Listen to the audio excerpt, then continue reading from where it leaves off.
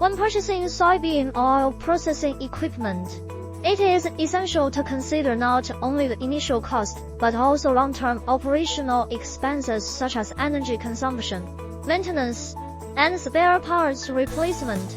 High-quality machines typically come with better durability and efficiency, which can reduce overall costs over time.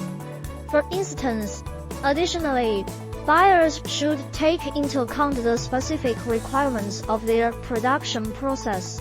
A basic setup might include cleaning, crushing, cooking, pressing, filtering, and refining units.